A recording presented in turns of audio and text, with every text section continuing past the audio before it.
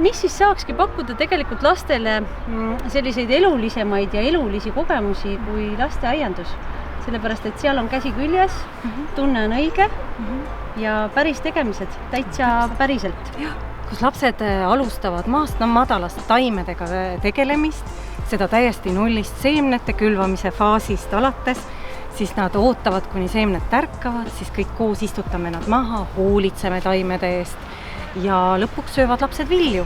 Et see ongi väga tore, et nad on kaasatud kogu elutsüklisse, taimede elutsüklisse ja nad näevad reaalselt, kust tuleb toit.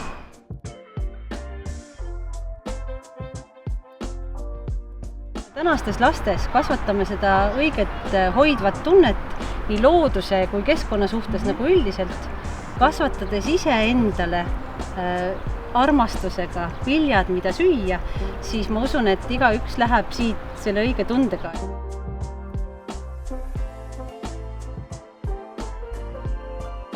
Vahed ongi üks suur koostöö, sellepärast, et nagu tänases tegevuseski on näha seda, et sa pead sõbraga arvestama.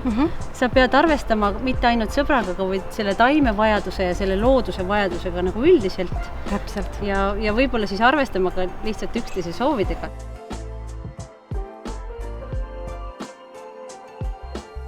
Ja mida me oleme siis siin edukalt kasvatanud?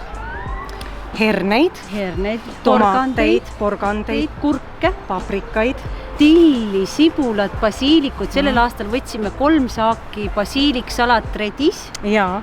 Kõiksugused maitsetaimed. Lehtkapsas oli meil ühel aastal, ma mäletan, võimsad ilusad. Ja sellest lehtkapsast ma väga soovitan lasteast sellepärast juba kasvatada, et sellest saab lehtkapsakrõpse, mis on väga maitsevad ja tervislikud. Maasikasaak on hea olnud, siis me sel aastal katsetasime ka kõrvitsatega.